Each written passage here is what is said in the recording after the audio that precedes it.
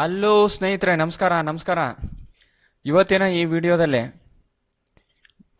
ಒಂದು 3 ಮಾರ್ಚ್ ಅಂದರೆ Saturday 1 2 ಮಾರ್ಚಿಗೆ trade ಮಾಡೋದಕ್ಕೆ, ಇಂಟ್ರಾಡೇ ಟ್ರೇಡ್ ಮಾಡೋದಕ್ಕೆ ಓನ್ಲಿ 2 ಸ್ಟಾಕ್ಸ್. ಅಂದರೆ ನಾನು ನಾರ್ಮಲಿ ಇಂಟ್ರಾಡೇಗೆ ನಿಫ್ಟಿ 50 ಸ್ಟಾಕನ್ನು ಮಾತ್ರ ರೆಫರ್ ಮಾಡ್ತೀನಿ. ನಿಫ್ಟಿ 50 ಸ್ಟಾಕ್ ಯಾಕಂದರೆ ಅವೆಲ್ಲ ಹೈ ಬೇಟಾ ಸ್ಟಾಕ್ಗಳು, Nifty 50ಲಿರುವಂಥದ್ದು.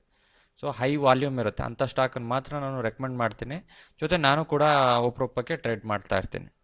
So high beta stock only 2 stock for ಯಾವತ್ತು ಮಂಡೇ. ಸೊ ಅದು ಯಾವುದು ಸ್ಟಾಕ್ಗಳಂತ ಮತ್ತೆ ನೋಡೋಣ. ಸೊ ಅದಕ್ಕೂ ಮುಂಚೆ ನಿನ್ನೆ ನಾನು ರೆಕಮೆಂಡ್ ಮಾಡಿರುವಂಥ ಸ್ಟಾಕ್ಗಳ ಪರ್ಫಾರ್ಮೆನ್ಸ್ ಹೆಂಗಿತ್ತು ನೋಡೋಣ. ಫಸ್ಟ್ ನೋಡೋಣ ಡಾಕ್ಟರ್ ರೆಡ್ಡಿ. ನಾರ್ಮಲಿ ನಿಮ್ಗೆ ಗೊತ್ತಿರ್ಬೋದು, ನನ್ನ ಸ್ಟ್ರಾಟಜಿ ತುಂಬ ಸಿಂಪಲ್ ಆಗಿರುತ್ತೆ. ಒಂದು ಪ್ರೀವಿಯಸ್ ಡೇ ಲೋ ಮತ್ತು ಪ್ರೀವಿಯಸ್ ಡೇ ಹೈ. ಸೊ ಅದೆರಡು ನನಗೆ 2 ಲಕ್ಷ್ಮಣ್ ರೇಖೆ ಥರ, ಅಂದರೆ ಇಂಪಾರ್ಟೆಂಟ್ ಝೋನ್ಗಳು. ಒಂದು ಈ ಗ್ರೀನ್ ಕಲರ್ ಲೈನ್ ಏನಿದೆ ಅದು ಹೈ, ಓಕೆ. ರೆಡ್ ಕಲರ್ ಏನಿದೆ ಪ್ರೀವಿಯಸ್ ಡೇ ಲೋ. ಹಾಗೆ ಮತ್ತೊಂದು MACD, ಮತ್ತೊಂದು ವಿವ್ಯಾಪ್. MACD ಕ್ರಾಸ್ ಓವರ್ ಜೊತೆಗೆ ವಿವ್ಯಾಪ್ ಕ್ರಾಸ್ ಓವರ್ ಆಗಿ MACD ಸೇಮ್ ಸಿಗ್ನಲ್ ಕೊಡ್ತು ಅಂದರೆ ಸೆಲ್ ಸಿಗ್ನಲ್ಗೆ.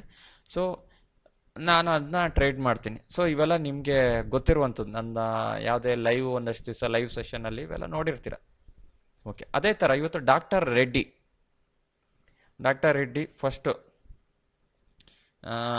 5 ಮಿನಿಟ್ ನಂತರ ನಮಗೆ ಸೊ ಒಂದು ಕನ್ಫರ್ಮೇಷನ್ ಸಿಕ್ತು. ನೆಕ್ಸ್ಟ್ ಕ್ಯಾಂಡ್ಲು ಕೂಡ ನಮಗೆ ಕನ್ಫರ್ಮೇಷನ್ ಸಿಕ್ತು.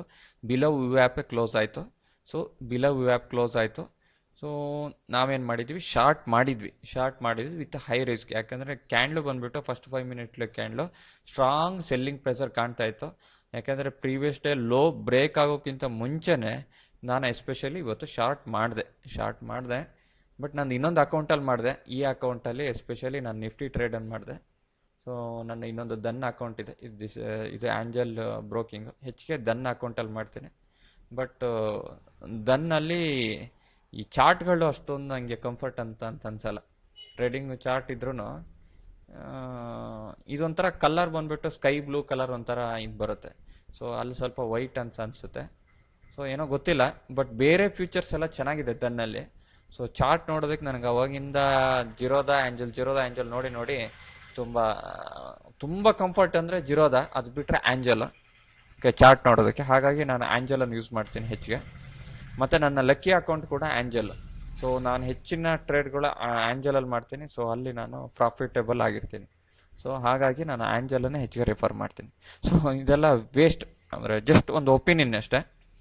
ಸೊ ಸೆಕೆಂಡ್ ಕ್ಯಾಂಡ್ಲಲ್ಲಿ ನಾನು ಶಾರ್ಟ್ ಮಾಡಿದೆ. ಸೆಕೆಂಡ್ ಕ್ಯಾಂಡ್ಲಲ್ಲಿ ಯಾರು ಕೂಡ ಶಾರ್ಟ್ ಮಾಡ್ಬೋದು. ಸೊ ನೆಕ್ಸ್ಟ್ ನೋಡಿ, ಅಲ್ಲಿಂದ ಮೂವ್ಮೆಂಟ್ ಆಲ್ಮೋಸ್ಟ್ ಒಂದು ಮೋರ್ ದ್ಯಾನ್ 0.5% ಅಷ್ಟು ಫಾಲ್ ಆಯಿತು. ಜಸ್ಟ್ ಓಕೆ 1% ಅಷ್ಟು ಫಾಲ್ ಆಗಿದೆ. ಓಕೆ, ನಾನು 0.5%ಗೇನೋ ಬುಕ್ ಮಾಡಿದೆ ಅನಿಸುತ್ತೆ. ಮತ್ತೇನು ಟ್ರಯಲ್ ಹಾಕಿದ್ದೆ, ಅದು 1%ಗೆ ಬುಕ್ ಆಗಿದೆ. ಮತ್ತು ಅಗೇನ್ ಬಂದು 0.5%ಗೆ ಬುಕ್ ಆಗೋಯ್ತು. ಹಾಗಾಗಿ ಓಕೆ, ನೆಕ್ಸ್ಟು ಅದೇ ಸ್ಟಾಕರ್ ಮತ್ತೆ ರಿವರ್ಸಲ್ ಬಂತು. So previous day low break ಆದ್ರೂ ದೇರ್ ಈಸ್ ಎ ಚಾನ್ಸ್ ಒಂದು ರಿವರ್ಸಲ್ ಇತ್ತು. ಬಟ್ ಇದು ಪ್ರಾಬಲಿ ಒಂದು 0.5-0.7% ಅಷ್ಟು ಆಲ್ರೆಡಿ ನಮಗೆ ಪ್ರೀವಿಯಸ್ ಡೇ ಲೋ ಬ್ರೇಕ್ ಆದ್ಮೇಲೆ ಮೂವ್ಮೆಂಟ್ ಆಗಿರೋದ್ರಿಂದ ನಾವು ಇದನ್ನು ತುಂಬ ರಿಸ್ಕಲ್ಲಿ ರಿವರ್ಸ್ ಟ್ರೇಡ್ ಅಂತ ತೊಗೊಳ್ಳೋದು ರಿಸ್ಕೆ. ಇವತ್ತು ಆ್ಯಕ್ಚುಲಿ ಮಾಡ್ಬೋದಿತ್ತು, ಬಟ್ ಯಾವಾಗಲೂ ಇದು ರಿಸ್ಕ್ ಆಗಿರುತ್ತೆ. ಓಕೆ, ಸೊ ಡಾಕ್ಟರ್ ರೆಡ್ಡಿಲಿ ಒಂದು ಒಳ್ಳೆ ಪರ್ಫಾರ್ಮೆನ್ಸ್, ಮೋರ್ ದೆನ್ 1% ಅಷ್ಟು ರಿಟರ್ನ್ ಸಿಗುವಂಥ ಟ್ರೇಡ್ ಡಾಕ್ಟರ್ ರೆಡ್ಡಿಲಿ. ಓಕೆ, ನೆಕ್ಸ್ಟ್ ಏಷ್ಯನ್ ಪೇಂಟ್ ನೋಡೋಣ.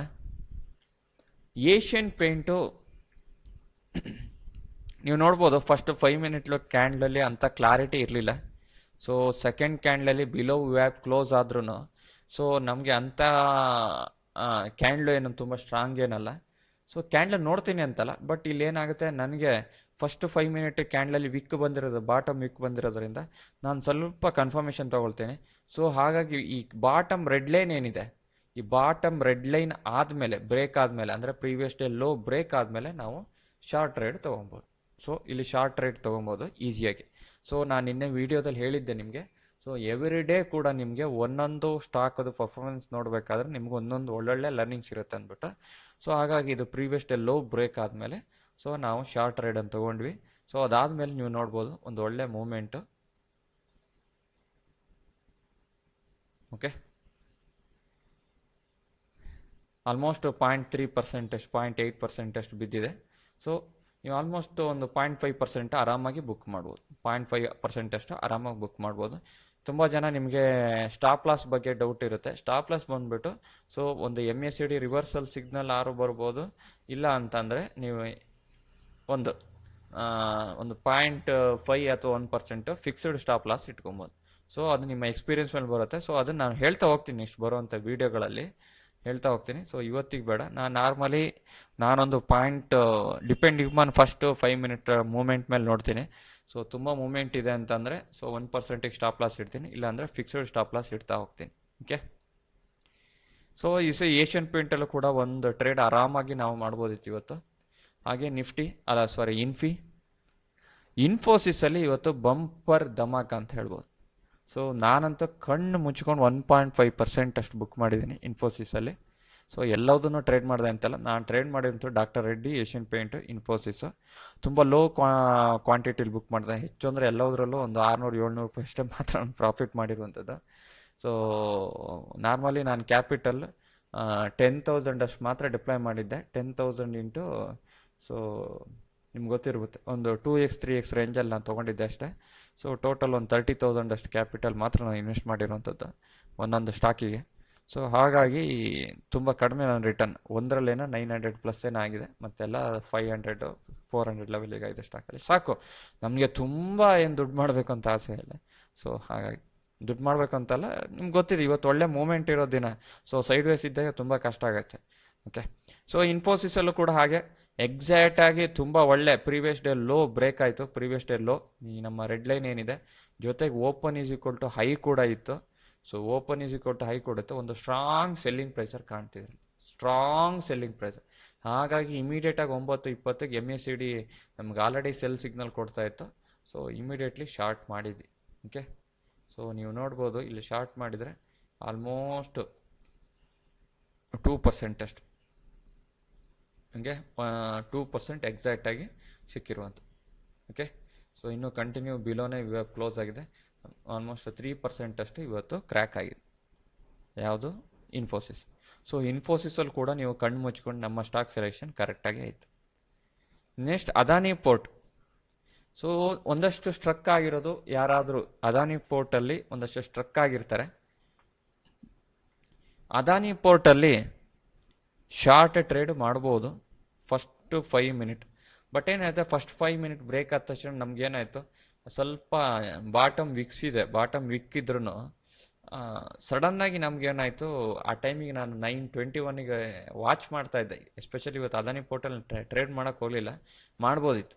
ಸೊ ನನಗೆ ಸಡನ್ನಾಗಿ ಏನಾಯಿತು, 1 ಮಿನಿಟ್ 2 ಮಿನಿಟಲ್ಲಿ ರಿವರ್ಸಲ್ಲಿ ಈ ಸೆಕೆಂಡ್ 5 ಮಿನಿಟ್ ಕ್ಯಾಂಡಲ್ ಇದೆಯಲ್ಲ ತುಂಬ ಬಿತ್ತು, ಒಂದು ಒಳ್ಳೆ ಮೂಮೆಂಟ್ ಇತ್ತು. ಸಡನ್ನಾಗಿ ರಿವರ್ಸಲ್ ಸಿಗ್ನಲ್ ಬಂತು. ಓಕೆ, ನಾವು ಅದಕ್ಕೆ ಅವಾಯ್ಡ್ ಮಾಡಿದ್ವಿ. ಬಟ್ ನಮ್ಗೆ ಆಗಲೂ ಇಲ್ಲ ಮಾಡೋದಕ್ಕೆ. ಆರಾಮಾಗಿ ಯಾರಾದರೂ ಟ್ರೇಡ್ ಮಾಡೋರಿದ್ರೆ MACD ಆಲ್ರೆಡಿ ಸೆಲ್ ಸಿಗ್ನಲ್ ಇತ್ತು, ಬಿಲೋ ವ್ಯಾಪ್ ಕ್ಲೋಸ್ ಆಗಿತ್ತು. ಯಾವುದು 9:25 ಕ್ಯಾಂಡಲ್. ಆಲ್ಮೋಸ್ಟ್ 9:30ಗೆ ಆರಾಮಾಗಿ ಎಂಟ್ರಿ ತೊಗೊಬೋದು. 9:30ಗೆ ಆರಾಮಾಗಿ ಎಂಟ್ರಿ ತೊಗೊಬೋದು. ಆಲ್ಮೋಸ್ಟ್ ಆರಾಮಾಗಿ 0.5% ಅಷ್ಟು ಬುಕ್ ಮಾಡ್ಬೋದಿತ್ತು. 0.5% ಅಷ್ಟು ಆರಾಮಾಗಿ ಬುಕ್ ಮಾಡ್ಬೋದು. ಓಕೆ. 0.84% ಅಷ್ಟು ಬಿದ್ದಿದೆ. 0.5 ಅಷ್ಟು ಒಂದು 10 ಮಿನಿಟ್ಸಲ್ಲಿ ಬುಕ್ ಮಾಡ್ಬೋದು. ಹಾಗೆ ಇದರಲ್ಲೊಂದು ರಿವರ್ಸಲ್ ಟ್ರೇಡ್ ತೊಗೊಬೋದು. ಸೊ ಇಲ್ಲೇನಾಗಿದೆ, ಪ್ರೀವಿಯಸ್ ಡೇ ಲೋ ಬ್ರೇಕ್ ಆಯಿತು. Correct, previous day low break ಆಯಿತು. ಬಟ್ ಏನಾಯ್ತು ಅಂದರೆ ಇದು ಫಾಲ್ಸ್ ಫೇಕ್ಔಟ್ ಅಂತ ಹೇಳ್ತೀವಿ. False breakout. Previous day sustain ಆಗಲಿಲ್ಲ. ಸಡನ್ನಾಗಿ ಒಂದು ಏನಂದರೆ ಒಂದು ಅಟ್ಲೀಸ್ಟ್ 1% ಅಷ್ಟು ಬಿದ್ದಿಲ್ಲ. ನಿಮಗೆ ಸಡನ್ನಾಗಿ ರಿವರ್ಸಲ್ ಬಂದಿದೆ ವಿತಿನ್ 1 ಅವರ್, ಒಂದು 30 ಮಿನಿಟ್ಸ್ ಒಳಗಡೆ. ಸೊ ಹಾಗಾಗಿ ನಾವು ಇದನ್ನು ಫೇಕ್ಔಟ್ ಅಂತ ಹೇಳ್ತೀವಿ, ಫೇಕ್ ಬ್ರೇಕ್ಔಟ್ ಅಂತೇಳಿ. ಸೊ MACD ರಿವರ್ಸಲ್ ಸಿಗ್ನಲ್ ಬರೋಕ್ಕೋ ಅಬವ್ ವ್ಯಾಪ್ ಇದ್ದರೆ ಒಂದು ಸ್ಮಾಲ್ ಕ್ವಾಂಟಿಟಿಲಿ ನಾವು ಟ್ರೇಡ್ ತೊಗೊಬೋದು. ಸ್ಮಾಲ್ ಕ್ವಾಂಟಿಟಿಲಿ ಟ್ರೇಡ್ ತೊಗೊಬೋದು. ಓಕೆ. ಇದು ನಮ್ಮ ನಿನ್ನೆಯ ಸ್ಟಾಕ್ ಸೆಲೆಕ್ಷನ್ ಪರ್ಫಾರ್ಮೆನ್ಸ್, ಒಳ್ಳೆ ಮೂವ್ಮೆಂಟು. ಸೊ ಇದರಲ್ಲೂ ಕೂಡ ತುಂಬ ಜನ ಇಲ್ಲಿ ಪಿವೋಟ್ ಬರುತ್ತೆ, ಮಧ್ಯದಲ್ಲಿ ಒಂದು ಪಿವೋಟ್ ಲೈನ್ ಅಂತ ಬರುತ್ತೆ. ಆ ಪಿವೋಟ್ ಲೈನಿಗೆ ಹೋಗಿ ರಿಜೆಕ್ಟ್ ಆಗಿದೆ. ಸೊ ಅಲ್ಲೂ ಕೂಡ MACD ಸಿಗ್ನಲ್ ಪ್ರಕಾರ ನೀವು ಇಲ್ಲೂ ಕೂಡ ಶಾರ್ಟ್ ಮಾಡ್ಬೋದಿತ್ತು. ಸೊ ಅದು ನೆಕ್ಸ್ಟ್ ಬರ್ತಾ ನೋಡ್ತೋಣ. ಸದ್ಯಕ್ಕೆ ನನಗೆ ಪಿವೋಟ್ ಇವೆಲ್ಲ ಮ್ಯಾನೇಜ್ ಮಾಡೋದು ಕಷ್ಟ ಆಗುತ್ತೆ ಇಂಟ್ರಾಡೇಲಿ. ಸೊ ನಾನು ರೆಫರ್ ಮಾಡೋದು ಓನ್ಲಿ MACD ಆ್ಯಂಡ್ ವಿವ್ಯಾಪ್ ಆ್ಯಂಡ್ ಪ್ರೀವಿಯಸ್ ಡೇ ಹೈ ಮತ್ತು ಲೋ, ಇದಿಷ್ಟೇ ನಾನು ರೆಫರ್ ಮಾಡುವಂಥದ್ದು. ಸೊ ನನಗೆ ನಿನ್ನೆ ಸ್ಟಾಕ್ ಸೆಲೆಕ್ಷನಲ್ಲಿ ಕಣ್ಣು ಮುಚ್ಕೊಂಡು ಇವತ್ತಿನ ಮಾರ್ಕೆಟ್ ಮೂಮೆಂಟಲ್ಲಿ ಯಾರೇ ಕೂಡ ಕಣ್ಣು ಮುಚ್ಕೊಂಡು ಒಂದು ದುಡ್ಡು ಮಾಡೋ ಆಪ್ಷನ್ ಇತ್ತು ಅಂತ ಹೇಳ್ಬೋದು. ಒಂದು ಅದಾನಿ ಪೋರ್ಟ್ ಸ್ವಲ್ಪ ಕಷ್ಟ ಆದ್ರೂ ಇನ್ಫೋಸಿಸ್, ಏಷ್ಯನ್ ಪೇಂಟ್, ಆಮೇಲೆ ಹಾಗೆ ಡಾಕ್ಟರ್ ರೆಡ್ಡಿ. ಓಕೆ, ಇದು ನಿನ್ನೆ ಸ್ಟಾಕ್ ಸೆಲೆಕ್ಷನಲ್ಲಿ ಇವತ್ತು ಟ್ರೇಡ್ ಮಾಡಿದ್ದಾಯಿತು. ಕಂಟಿನ್ಯೂ ವೀಡಲ್ಲಿ ಎಲ್ಲರೂ ತಪ್ಪು ಹೇಳಿರ್ಬೋದು. ಓಕೆ, ಹಾಗೆ ಇವತ್ತಿನ ಸ್ಟಾಕ್ ನಾನು ಈಗ ಹೇಳ್ತಾ ಇದ್ದೀನಿ. ಅಂದರೆ ಇವತ್ತಿಗೆ ಅಂದರೆ ನಿಮಗೆ ತಾರೀಕು ಮಾರ್ಚಿಗೆ ಯಾವ ಸ್ಟಾಕ್ಗಳು, 2 ಸ್ಟಾಕು ಬೆಸ್ಟ್ ಸ್ಟಾಕ್ಗಳು. ಒಂದು NTPC,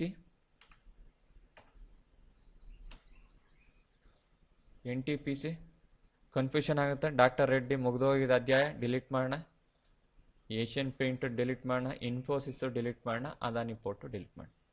ನೆಕ್ಸ್ಟ್ NTPC, ಹಾಗೆ ಇನ್ನೊಂದು HDFC ಲೈಫ್. ಸೊ 2 ಸ್ಟಾಕು ಸುಮ್ಮನೆ ಅಂದರೆ ಒಂದು ಇಂಪಾರ್ಟೆಂಟ್ ನೀವು ನೋಡ್ಬೋದು. ರೀಸನ್ ಇಷ್ಟೇ, HDFC ಲೈಫ್ ತುಂಬ ದಿವಸದ ನಂತರ ಸೈಡ್ ವೇಸ್ ಮೂಮೆಂಟ್ ಇದೆ. ತುಂಬ ದಿನದಿಂದ ಸೈಡ್ ವೇಸ್ ಮೂಮೆಂಟ್ ಇದೆ HDFC ಲೈಫ್. ಒಂದಷ್ಟು ರೇಂಜಲ್ಲಿ ಟ್ರೇಡ್ ಆಗ್ತಾ ಇದೆ 4-5 ದಿವಸದಿಂದ HDFC ಲೈಫ್. ಓಕೆ, ಹಾಗಾಗಿ ಇವತ್ತೇನಾಯಿತು, ಅದು ಕಂಪ್ಲೀಟ್ ಆಗಿ ಬ್ರೇಕ್ಔಟ್ ಆಯಿತು. ಅಂದರೆ ಡೌನ್ ಸೈಡ್ ಬ್ರೇಕ್ಔಟ್ ಆಯಿತು. ಆ ರೇಂಜ್ ಏನಿದೆ ಆ ರೇಂಜನ್ನು ಬ್ರೇಕ್ ಮಾಡಿದೆ. ಒಂದು 5 ಡೇಸ್ ರೇಂಜನ್ನು ಬ್ರೇಕ್ ಆಗಿದೆ. ಸೊ ನೀವು ನ್ಯಾರೋ ರೇಂಜ್ 4 ಅಂತಲೂ ಹೇಳ್ಬೋದು, ಏನಾದರೂ ಹೇಳ್ಬೋದು.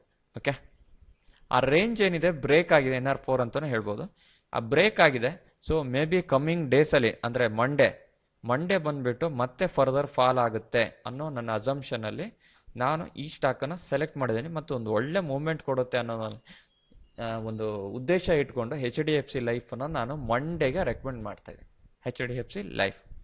ಓಕೆ, ಸೊ ಇದು ಕೂಡ ಇಂಪಾರ್ಟೆಂಟ್ ನಿಮಗೆ. ಇವತ್ತು ನೀವು ನೋಡಿರ್ತೀರ previous day high, previous day low important. So ಇದೊಂದು ಅಂದರೆ ಒಂದು 590, 600 ಝೋನ್ ಏನಿದೆ ಅದು ಪ್ರೀವಿಯಸ್ ಡೇ ಲೋ ಆಗಿರುತ್ತೆ. ಸೊ ಹಾಗೆ 616 ಅನ್ನೋ ಪ್ರೀವಿಯಸ್ ಡೇ ಹೈ ಆಗಿರುತ್ತೆ. ಸೊ ಹಾಗಾಗಿ ಮಂಡೇಗೆ HDFC ಲೈಫ್ ಆರಾಮ್ಸೆ ಟ್ರೇಡ್ ಮಾಡ್ಬೋದು. ಸೊ ನಾನು ಒಂದು ವಿವ್ಯಾಪ್ MACD ಆಗಿರ್ಬೋದು ಮತ್ತು ಪ್ರೀವಿಯಸ್ ಡೇ ಹೈ ಮತ್ತು ಲೋನ ರೆಫರ್ ಇಟ್ಕೊಂಡು. ಹಾಗೆ NTPC ಬಂದುಬಿಟ್ಟು ಕಂಟಿನ್ಯೂ ಆಗಿ ಡೌನ್ ಟ್ರೆಂಡ್ ಇದೆ. ಸೊ ನಾನು ಇವತ್ತಿಗೆ ಸ್ಟಾಕ್ ಅಂದರೆ ನಿನ್ನೆ ನಾನು ವೀಡಿಯೋದಲ್ಲಿ ನಾನು ಹೇಳ್ಬೋದಿತ್ತು, ಇವತ್ತಿಗೆ ರೆಕಮೆಂಡ್ ಮಾಡ್ಬೋದಿತ್ತು. ಬಟ್ ತುಂಬ ಸ್ಟಾಕ್ ಬೇಡ ಅಂತಂದ್ಬಿಟ್ಟು ಚೂಸ್ ಮಾಡ್ದೊಂದು ಬಿಟ್ಟೆ. ಬಟ್ ಕಂಟಿನ್ಯೂ ತುಂಬ ಒಂದು 5 ಡೇಸಿಂದ ಡೌನ್ ಟ್ರೆಂಡ್ ಇದೆ. ಸೊ ಹಾಗಾಗಿ ಫರ್ದರ್ ಫಾಲ್ ಆಗುತ್ತೆ, ಇಲ್ಲ ಅಂದರೆ ಸ್ವಲ್ಪ ಗ್ಯಾಪ್ ಅಪ್ ಆಗುತ್ತೆ. ಸೊ ನನ್ನ ಎಕ್ಸ್ಪೀರಿಯನ್ಸ್ ಪ್ರಕಾರ ಸೊ ಆ ಚಾನ್ಸಸ್ ಇದೆ ಅಂತ ಅಂದ್ಬಿಟ್ಟು ಸೊ ನಾನೇನು ಮಾಡ್ತಾಯಿದ್ದೀನಿ, NTPCನ ಸೆಲೆಕ್ಟ್ ಮಾಡ್ತಿದ್ದೀನಿ. ಮಂಡೇ ಟ್ರೇಡ್ಗೆ ಅಂದರೆ 3ನೇ ತಾರೀಕು ಮಾರ್ಚಿಗೆ ನಾನು ಚೂಸ್ ಮಾಡ್ತಾಯಿದ್ದೀನಿ NTPCನ. ಸೊ ಇದರಲ್ಲೂ ಕೂಡ ಹಾಗೆ ಇದೊಂದು ಒಳ್ಳೆ ರೇಂಜು 315 ಏನಿದೆ, ಒಂದು ಡೇ ಹೈ ಅಂದರೆ ಪ್ರೀವಿಯಸ್ ಡೇ ಹೈ ಬರುತ್ತೆ ಮಂಡೇಗೆ.